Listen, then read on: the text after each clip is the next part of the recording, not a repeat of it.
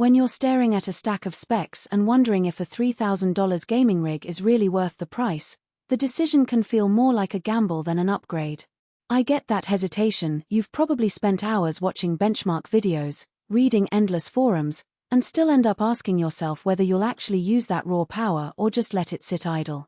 In this review, I'm going to walk through what it's like to live with the ASUS ROG Strix G16CH, talk about the moments where it shines, point out the hidden trade-offs, and help you decide if it matches the way you game and work.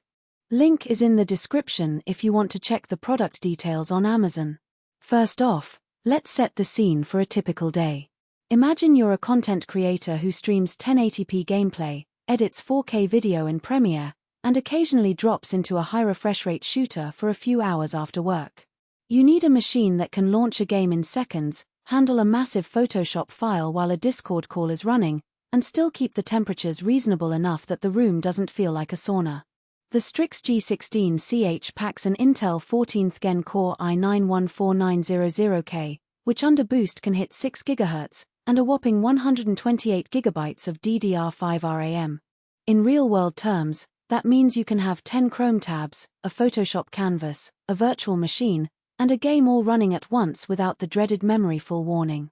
The 2TB NVMe SSD also means you're not waiting for loading screens. It's the kind of speed that makes opening a 30GB Unreal Engine project feel almost instantaneous. Now, let's talk about the graphics side. The RTX 4060 Ti with 16GB of GDDR6 is a step below the flagship 4080, but for most modern titles at 1440p it delivers buttery smooth 60+ FPS, and it still holds its own at 1080p ultra settings. What you'll notice in practice is that competitive shooters feel responsive, the frame times stay consistent, and the built-in DLSS support gives you a little extra headroom on the more demanding games like Cyberpunk 2077. If you're into VR, the card meets the baseline requirements, though you won't be pushing the highest fidelity settings. The key point is that you're not buying a future-proof card that will dominate next-gen releases. You're getting a balanced GPU that pairs well with the CPU's raw horsepower for the current generation. One practical strength that often gets overlooked in spec sheets is the Wi-Fi 6E module. In my own apartment, the 2x2 6E antenna gave me a stable 1 gigabit per second connection on a relatively congested band, which translated to almost zero latency when I streamed from a separate room. If you're someone who relies on a wireless setup and can't or won't run Ethernet, that module saves you from the frustration of dropped packets during a live broadcast. On the flip side, the Strix G16CH is a tower that leans heavily on performance, and that comes with a few compromises. The power supply is a standard 750W unit that's sufficient for the current configuration, but it doesn't leave much headroom for future upgrades like a higher-tier GPU.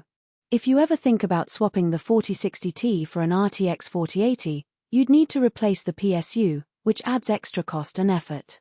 Another practical weakness is the noise level under sustained load. The fans do a decent job keeping the i9 from throttling, but when you push a 4K render for an hour the fans spin up to a noticeable hum that can be audible across the room. It's not a deal breaker for most, but if you work in a quiet environment or want a silent backdrop for voiceovers, you might need to consider aftermarket cooling or a quieter case. Who should actually consider buying this machine? If you're a serious streamer, a video editor who deals with 4K or higher footage, or a gamer who refuses to settle for anything below 1440p high refresh, the combination of a top-tier CPU, massive RAM, and a solid mid-range GPU hits a sweet spot. The extra RAM especially shines if you run multiple virtual machines for testing or development. You can allocate 32GB to a VM while still keeping the host running a game. The 2TB SSD also provides enough room for a sizable game library plus your media projects without constantly juggling external drives. Conversely, if your primary use case is simply playing the latest AAA titles at 1080p with occasional streaming, you might be overpaying for the i9 and the 128GB of RAM. A more modest build with an i5-14900 or i7-14900K, 32GB of RAM, and a GTX 1660 Super would still deliver excellent performance at that resolution and cost considerably less. Likewise, if you're a laptop-centric user who values portability above all, this desktop's size and power draw don't align with that lifestyle.